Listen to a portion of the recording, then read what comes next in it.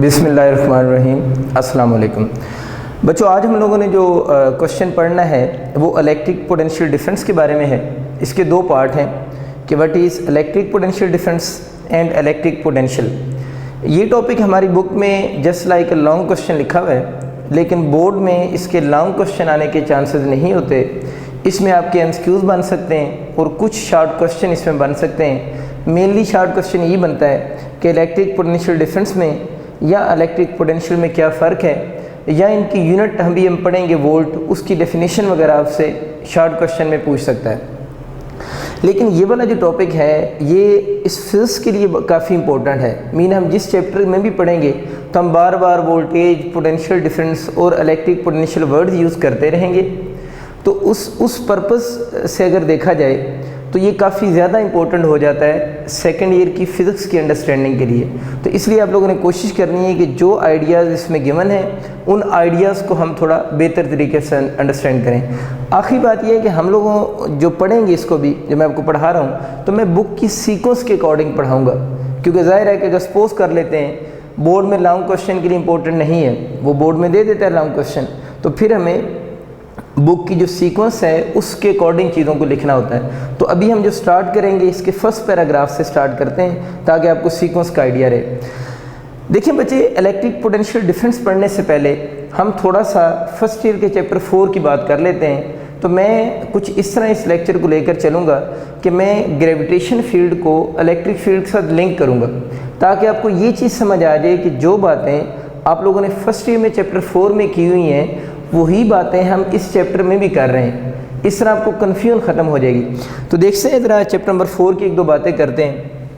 देखिए बच्चे, ये सपोज कर लेते हैं अर्थ है, अर्थ हो, और अर्थ का रेडियस कैपिटल आर होता है और इसकी मास को हम एम से डिनोट करते हैं। यहाँ पर कोई बॉडी है जिसकी मास स्मॉल एम है। अब सबको पता है कि इस बॉडी को अर्थ अपनी तरफ अट्रैक्ट करेगी, यानी इस बॉडी को जो अर्थ है वो अपनी तरफ अट्रैक्ट कर रही है।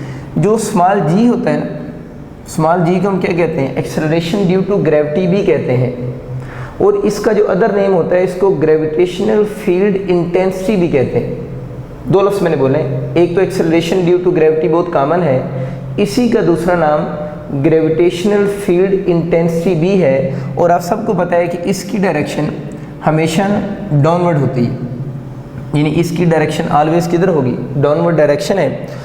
तो मैं ये कह रहा हूँ कि सपोज करें एक बॉडी, उसकी मास m है, अर्थ उस बॉडी को अपनी तरफ अट्रैक्ट कर रही है।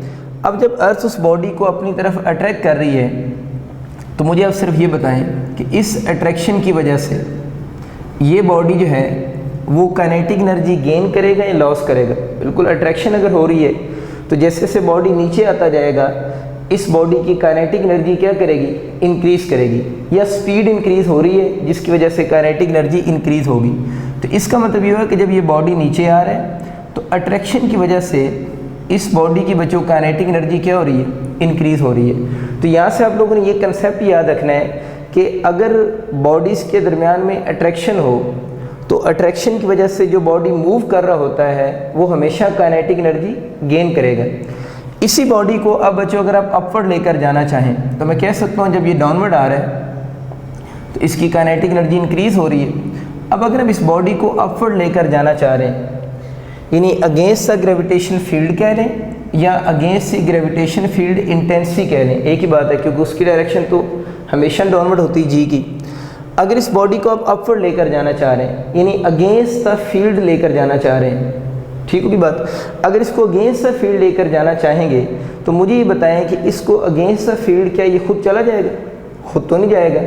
इसको अगेंस्ट द फील्ड लेकर जाने के लिए आप इस बॉडी पर वर्क करेंगे, यानी अगर आप इसको अगेंस्ट द फील्ड लेकर जाना चाह रहे हैं तो वो आप इस बॉडी पर क्या करेंगे, वर्क मीन आप उस पर फोर्स लगाएंगे और वो डिस्प्लेसमेंट कवर करेगा।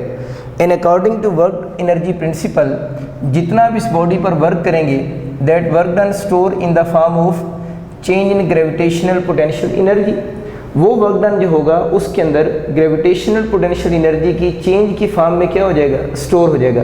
सादा लफ्ज़ों में ये कहना चाह रहा हूँ कि जिस डायरेक्शन में बॉडी खुद मूव नहीं कर सकता, ग्रेविटेशन फील्ड में अपवर्ड बॉडी खुद मूव नहीं कर सकता, अगर हम इसको मूव करवा रहे हैं तो जब हम इसको खुद मूव करवाएंगे तो हम उस पर वर्क डन करेंगे और वो वर्क डन उसके अंदर पोटेंशियल एनर्जी की फॉर्म में स्टोर हो जाएगा। तो हम कह सकते हैं कि अपवर्ड जाते हुए इसकी पोटेंशियल एनर्जी क्या करेगी, इंक्रीज़ करेगी।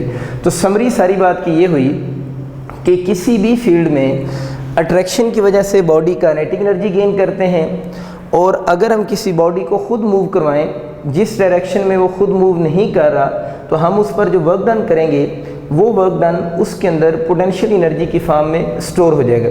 अब बच्चों आते हैं हम अपने इस चैप्टर की तरफ। मैंने आपके लिए 2 प्लेट्स बनाई हैं, एक पॉजिटिव प्लेट है, एक नेगेटिव प्लेट है।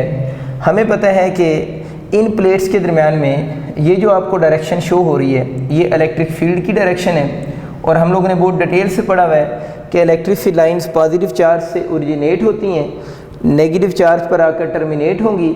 ये इलेक्ट्रिक फील्ड लाइंस इस सरफेस से ओरिजिनेट भी परपेंडिकुलर हो रही हैं और टर्मिनेट भी कैसे हो रही हैं, परपेंडिकुलर हो रही हैं। और हमें पता है कि इन प्लेट्स के इन बिटवीन ये जो फील्ड है वो यूनिफॉर्म इलेक्ट्रिक फील्ड है।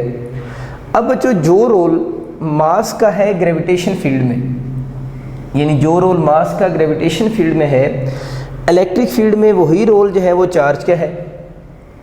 यानी जो रोल ग्रेविटेशन फील्ड में मास का है, इलेक्ट्रिक फील्ड में वही रोल किसका है, चार्ज का है। एक सिमिलरिटी होगी, मतलब यहाँ पर जो रोल m का है यहाँ पर q का है। चलो मैं कंपैरिजन लिख देता हूँ, इधर m का रोल है, इधर वही रोल चार्ज का है। इस ग्रेविटेशन फील्ड में जो रोल ग्रेविटेशन फील्ड इंटेंसिटी का है ना, G mean gravitation field intensity, जो रोल ग्रेविटेशन फील्ड इंटेंसिटी का है, इलेक्ट्रिक फील्ड में वही रोल जो है वो इलेक्ट्रिक फील्ड इंटेंसिटी का है।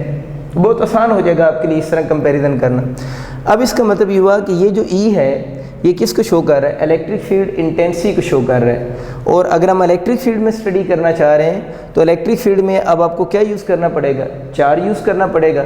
और हम किसी भी इलेक्ट्रिक फील्ड को स्टडी करने के लिए एक चार्ज जो यूज़ करते हैं उसको हम पॉजिटिव टेस्ट चार्ज का नाम देते हैं, जिसको हम +Q0 से डिनोट करते हैं। तो सपोज करें यहाँ पर मैं आपको समझाने के लिए मैं इस लाइन को मिटा रहा हूँ, इसमें ये नहीं समझना कि अब इलेक्ट्रिक फील्ड नॉन यूनिफॉर्म हो गया, जब समझाने के लिए ताकि डायग्राम क्लियर हो जाए तो ये दरमियान से मैंने एक लाइन कम कर दी है। तो यूँ समझ लें कि ये आपका एक +Q0 चार्ज है जिसको आप लोगों ने यूनिफॉर्म इलेक्ट्रिक फील्ड में प्लेस किया हुआ है। अब देखें इस चार्ज को हम unit positive charge by convention हम पॉजिटिव लेते हैं। अब बच्चों मुझे सिर्फ ये बताओ, अगर इस चार्ज को मैं प्लेट A पर ले जाऊँ और वहाँ से इसको फ्री करूँ, यानी इस Q0 चार्ज को अगर प्लेट A पर ले जाऊँ वहाँ से फ्री करूँ, तो मुझे बताएं इस +Q0 चार्ज को नेगेटिव प्लेट अपनी तरफ क्या करेगी, अट्रैक्ट करेगी, क्योंकि हम इसको पॉइंट चार्ज कंसीडर कर रहे हैं। और जो पॉइंट चार्ज होता है उसके ऊपर जो लॉज ऑफ इलेक्ट्रोस्टैटिक हैं कि like charges repel and unlike charges attract apply होगा। तो ये पॉइंट चार्ज है, इसमें आप कंफ्यूज आप लोगों ने नहीं होना। पॉइंट चार्ज जो है, टेस्ट चार्ज भी पॉइंट चार्ज हो सकता है अगर जो टेस्ट चार्ज है वो लॉ ऑफ जो इलेक्ट्रोस्टैटिक है कि like charges repel and unlike charges attract उस पे ऊपर अप्लाई हों। तो इसमें मिक्स नहीं आप लोगों ने कर देना कि मैं इसको पॉइंट चार्ज बोल रहा हूँ और थोड़ी देर पहले मैंने इसको टेस्ट चार्ज कह दिया था। तो याद रखना है हमारी बुक में चैप्टर 11 में जो पॉइंट चार्ज है और जो टेस्ट चार्ज है, टेस्ट चार्ज भी पॉइंट चार्ज की तरह क्या करता है, बिहेव करता है। ये बात याद कर लेनी। खैर वापस आते हैं, तो ये आपके पास टेस्ट चार्ज है, इसको अगर हम प्लेट A पे रख के छोड़ेंगे तो इसने किधर जाना है। अगर मैं इसको यहाँ पर रखता हूँ तो जाहिर है कि इसको ये तो रिपेल कर रहा है, लेकिन नीचे वाली प्लेट B इसको अपनी तरफ क्या कर रही है, अट्रैक्ट कर रही है। तो ये वाला चार्ज A प्लेट से किसकी तरफ आ जाएगा, B प्लेट की तरफ आपका मूव कर जाएगा। अगर ये चार्ज A प्लेट से B प्लेट की तरफ मूव कर रहा है तो हम कह सकते हैं कि in moving from A to B, यानी A से किधर आते हुए B प्लेट की तरफ आते हुए ये वाला जो चार्ज है वो क्या गेन करेगा, अट्रैक्शन हो रही है। अगर इस केस में अट्रैक्शन हो रही है तो अट्रैक्शन की वजह से इसने क्या गेन करनी है, काइनेटिक एनर्जी गेन करेगा। A टू B आ रहा है तो A से B की तरफ अट्रैक्शन हो रही है तो अट्रैक्शन की वजह से क्या गेन करेगा, काइनेटिक एनर्जी गेन करेगा। बिल्कुल वैसे ही जिस तरह मास हम नीचे आ रहा है, अट्रैक्शन की वजह से काइनेटिक एनर्जी गेन करेगा। तो ये भी चार्ज जब ए प्लेट से फ्री करेंगे बी की तरफ आएगा, तो ए से बी की तरफ आते हुए इसने भी क्या गेन करनी है, काइनेटिक एनर्जी गेन करनी है। ठीक होगी बात। अब बच्चों ज़रा खुद सोचो, अगर ए से बी तक आते हुए काइनेटिक एनर्जी गेन कर रहा है, अब अगर हम इसको बी प्लेट से ए की तरफ लेकर जाना चाहें, यानी इसी चार्ज को अगर मैं प्लेट बी से ए की तरफ लेकर जाना चाहता हूँ, तो मुझे ये बताओ क्या चार्ज खुद जा सकता है? खुद तो नहीं जा सकता, क्योंकि इस चार्ज को बी प्लेट अपनी तरफ क्या कर रही है, अट्रैक्ट कर रही है, और ये वाला चार्ज बी प्लेट से ए प्लेट की तरफ खुद मूव करके नहीं जा सकता। जिस तरह ये वाली मास है अपवर्ड डायरेक्शन में खुद मूव करके नहीं जा सकती, बल्कि इसको मूव करवाने के लिए आपको इस पर क्या करना पड़ेगा, वर्क डन करना पड़ेगा। यहाँ पर भी बिल्कुल वैसे ही होगा। इस चार्ज को अगर बी प्लेट से ए प्लेट की तरफ आप लेकर जाना चाह रहे हैं, तो इस चार्ज को अपवर्ड मूव करवाने के लिए, upward mean against the electric field, जिस तरह वहाँ पर अगेंस्ट दी ग्रेविटेशन फील्ड था, जिसको अगेंस्ट द ग्रेविटेशनल फील्ड यानी कहेंगे यहाँ पर against the electric field move करवाने के लिए हमें इस पर क्या करना पड़ेगा, वर्क डन करना पड़ेगा। तो इसका मतलब ये हुआ कि बी से ए तक खुद नहीं जाएगा, बल्कि उस चार्ज को बी से ए तक लेकर जाने के लिए, यानी from plate B to A, B A नीचे इसलिए लिखा है कि बी से ए तक लेकर जा रहे हैं, बी से ए तक उसको मूव करवाने के लिए हमें उस चार्ज पर क्या करना पड़ेगा, वर्क डन करना पड़ेगा। और मैंने यहाँ पर क्या बताया था, वो जो वर्क डन करेंगे वो पोटेंशियल एनर्जी की फॉर्म में क्या हो जाएगा, स्टोर हो जाएगा। ये बच्चों वर्क किस फील्ड में की है, ग्रेविटेशन फील्ड में। तो ये जो वर्क डन स्टोर हुआ है वो ग्रेविटेशनल पोटेंशियल एनर्जी की फॉर्म में क्या हुआ है, स्टोर हुआ है। इसका मतलब ये हुआ कि जो पोटेंशियल एनर्जी स्टोर होती है उसके नाम में उस फील्ड का नाम ज़रूर आता है। जिस तरह ये वर्क डन किस फील्ड में हुआ है, ग्रेविटेशन फील्ड में, तो पोटेंशियल एनर्जी कौन सी है, ग्रेविटेशनल पोटेंशियल एनर्जी। यहाँ पर आप लोगों ने बी से ए तक लेकर जाने के लिए क्या किया है, वर्क डन किया है, तो वो वर्क डन पोटेंशियल एनर्जी की फॉर्म में स्टोर होगा। अब वो पोटेंशियल एनर्जी कौन सी होगी, ये वर्क डन किस फील्ड में हम लोग कर रहे हैं, इलेक्ट्रिक फील्ड में, तो वो पोटेंशियल एनर्जी होगी इलेक्ट्रिक पोटेंशियल एनर्जी। तो ये हम कह रहे हैं कि प्लेट बी से ए तक हम जो वर्क डन करेंगे वो वर्क डन उसके अंदर स्टोर हो जाएगा इन the form of delta U, और डेल्टा यू जो सिंबल है वो सिंबल है change in electric potential energy. चलिए ये बात हमें समझ आ गई कि हम जो वर्क डन कर रहे हैं वो वर्क डन स्टोर हो रहा है in the form of electric potential energy की फॉर्म में। और ये चीज़ हमें वर्क एनर्जी प्रिंसिपल से पता है कि जो वर्क डन हम जो कर रहे हैं बी से ए तक, वो वर्क डन जो होगा वो change in electric potential energy के क्या होगा, इक्वल होगा। यानी जितना भी हम वर्क डन करेंगे that work done store in the form of change in electric potential energy. Mean हम कोई और इसमें लॉसेस वगैरह को कंसिडर नहीं कर रहे। यानी जिस तरह यहाँ पर हम पढ़ते थे ना फर्स्ट ईयर में फ्रिक्शनल इफेक्ट्स वगैरह होते हैं, वो सारे हम लोगों ने इग्नोर किए में, मतलब कोई फील्ड के अलावा कोई और वहाँ पर अपोजिंग चीज़ नहीं है, सिर्फ फील्ड की अपनी अपोजिशन है। तो जो वर्क डन हम कर रहे हैं वो स्टोर हो रहा है change in electric potential energy की फॉर्म में। तब बच्चों मैंने काफ़ी कोशिश की है कि आपको दोनों फील्ड में सिमिलरिटीज़ का आइडिया हो चुका है, तो कोशिश ये करनी है कि इस टॉपिक को सिमिलरिटी के सेंस में ही समझिए, फिर आपको समझ आएगा कि सारे फील्ड्स का बिहेवियर एक जैसा ही होता है, बस थोड़ा थोड़ा फ़र्क होता है, क्योंकि जो रोल वहाँ पर मास का है इधर वो रोल चार्ज का है, जो वहाँ पर काम जी कर रहा है वहाँ पर काम ई कर रहा है, बस ये चीज़ें हैं। खैर वर्क डन जो है वो चेंज इन पोटेंशियल एनर्जी की फॉर्म में स्टोर हो रहा है। अब बच्चों आते हैं प्रॉपर वर्डिंग की तरफ। ये चीज़ सोचें, ये जो चैप्टर है ये चैप्टर है इलेक्ट्रोस्टैटिक का। इस चैप्टर पे जो मेरा पहला लेक्चर है, जब मैं इलेक्ट्रोस्टैटिक को डिफ़ाइन कर रहा था उस वक्त मैंने आप लोगों से एक बात ये शेयर की थी कि electrostatic mean electro mean charges, static mean rest. इसका मतलब ये हुआ कि हम एक ऐसी ब्रांच ऑफ फिजिक्स पढ़ रहे हैं इलेक्ट्रोस्टैटिक जिसके अंदर हम चार्जेस को रेस्ट में स्टडी करेंगे। फिर आपको याद होगा मैंने डेफिनेशन में नीचे ये बात बताई थी, डेफिनेशन के बाद एक स्पेशल केस लिखा था कि इलेक्ट्रोस्टैटिक में हम चार्ज की मोशन को भी स्टडी करेंगे, चार्ज की मोशन को स्टडी करेंगे, और चार्ज की ऐसी मोशन को भी इलेक्ट्रोस्टैटिक का पार्ट कहते हैं जिसमें दो बातें हों। यानी इलेक्ट्रोस्टैटिक वैसे कौन सी स्टडी है, चार्जेस की स्टडी है रेस्ट में, लेकिन इसके अंदर मैंने आपको बताया था कि हम चार्ज की मोशन को भी स्टडी करेंगे।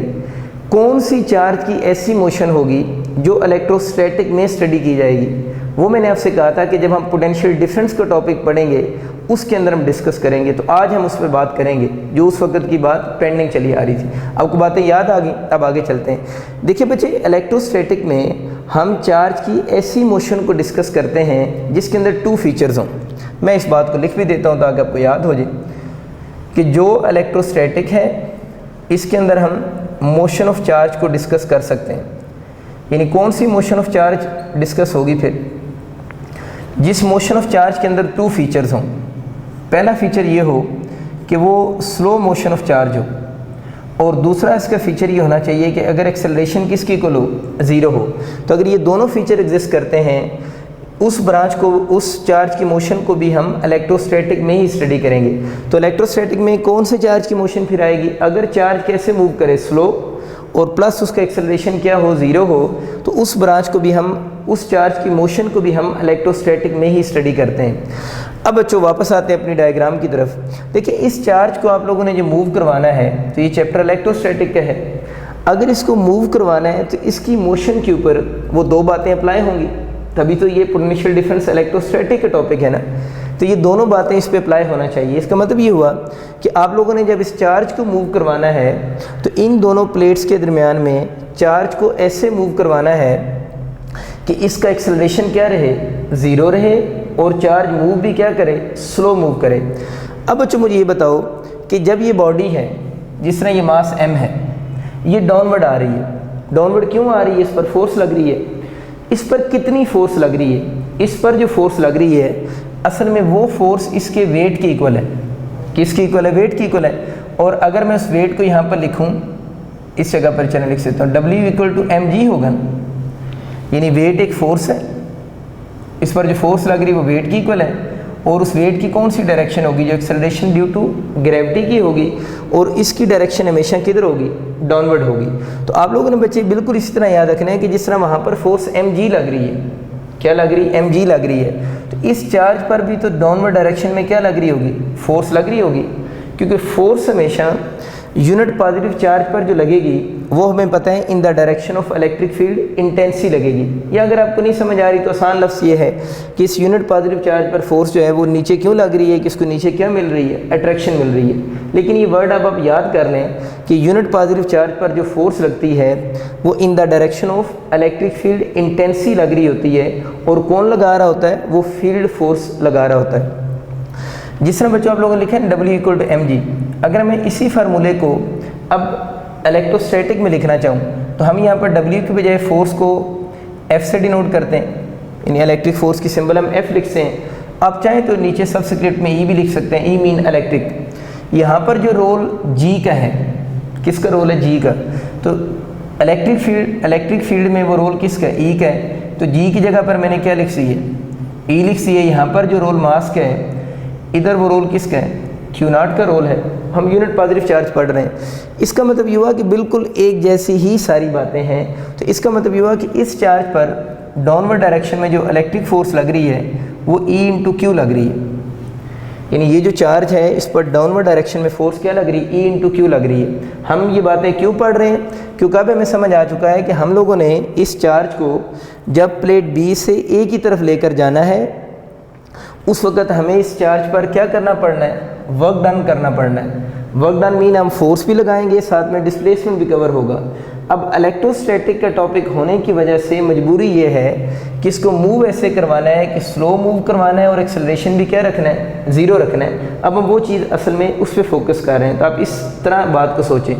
तो इस चार्ज पर ऑलरेडी जो फोर्स लग रही है वो किधर लग रही है? डाउनवर्ड लग रही है।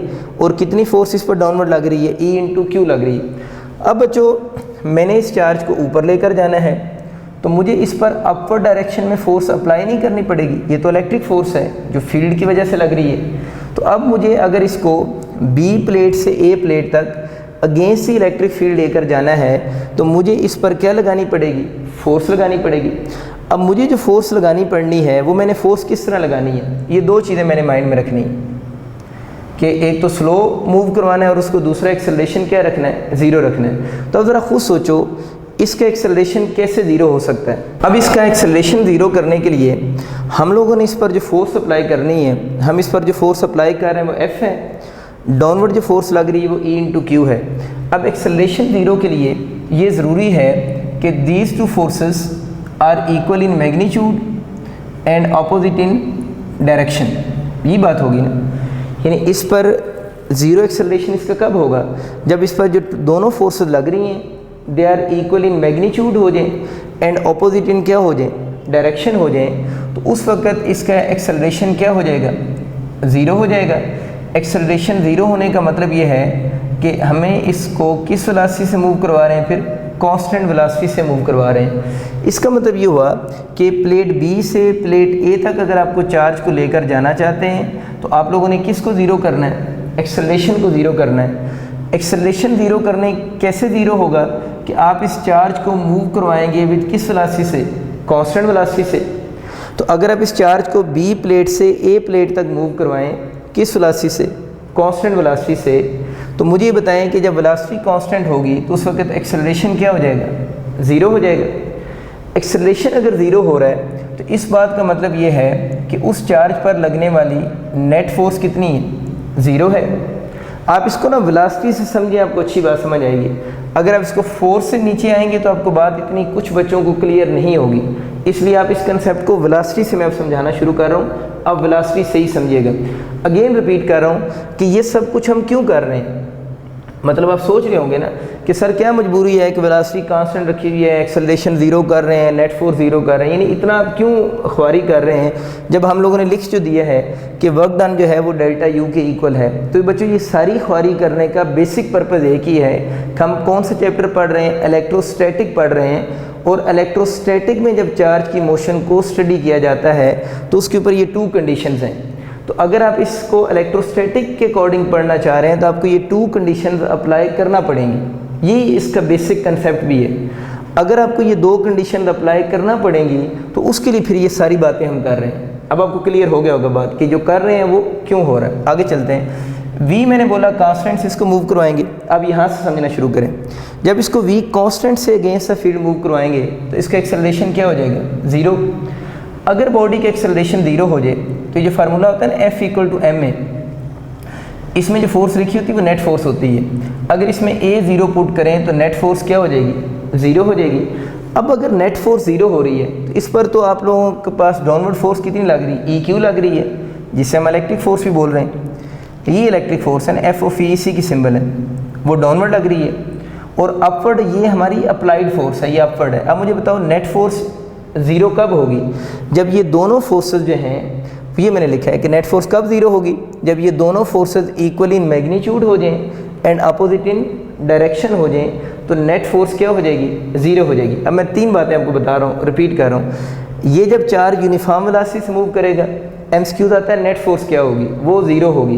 क्या इलेक्ट्रिक फोर्स ज़ीरो होगी, क्या अप्लाइड फोर्स ज़ीरो होगी, वो दोनों फोर्सेस ज़ीरो नहीं होगी, बल्कि उस पर इलेक्ट्रिक फोर्स भी लग रही है, आप अप्लाइड फोर्स भी लगा रहे हैं, लेकिन वो दोनों फोर्सेस जो हैं उनका रिजल्टेंट ज़ीरो होगा।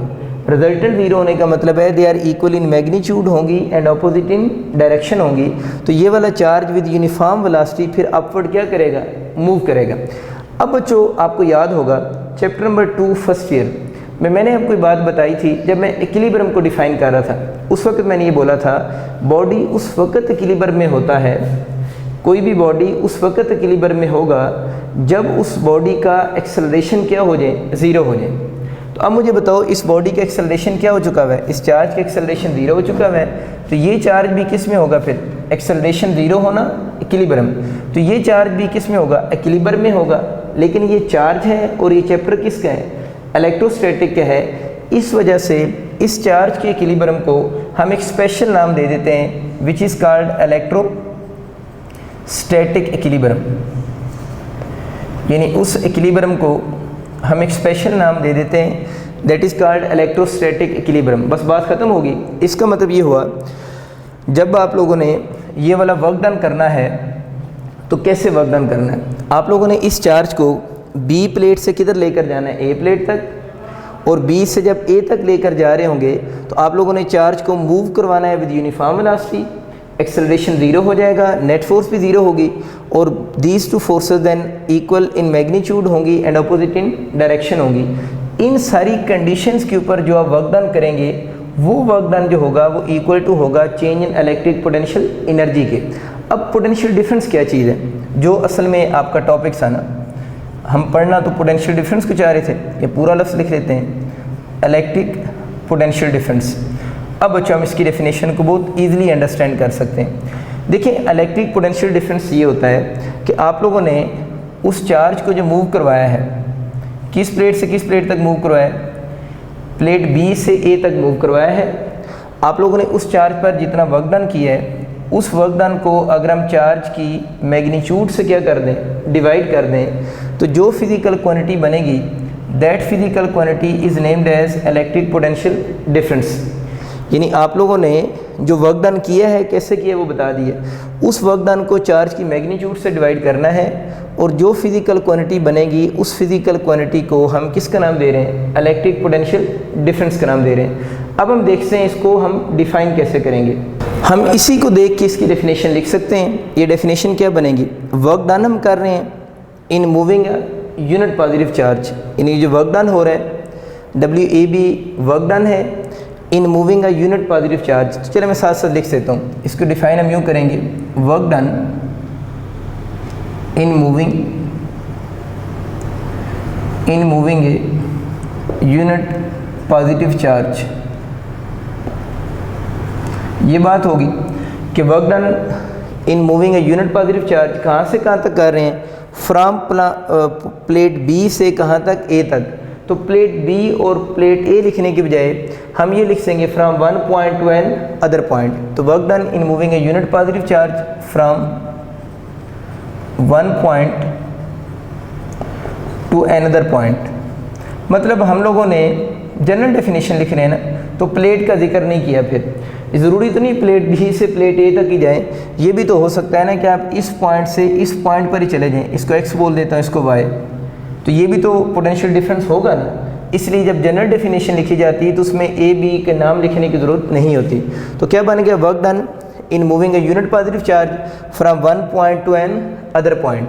अब बच्चों जो सारी बातें हम लोगों ने की हैं वो सारी बातें अब लिखेंगे। वर्क डन कैसे किया आप लोगों ने, अलॉन्ग द इलेक्ट्रिक फील्ड किया है, अगेंस्ट द इलेक्ट्रिक फील्ड। तो अब ज़रा देखिए आप किधर लेकर चार्ज को गए हैं, ऊपर लेकर गए हैं, तो इस फील्ड के किधर गए हैं, अगेंस्ट गए हैं। तो आगे अब ये लिखेंगे work done moving unit positive charge from one point to another point. आगे क्या बात लिखेंगे, वर्क डन कैसे किए, ये बहुत इंपॉर्टेंट बातें।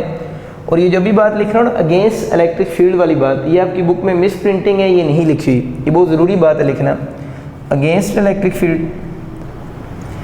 यानी हम जो क्या कर रहे हैं, वर्क डन कर रहे हैं from one point to another point, against electric field कर रहे हैं।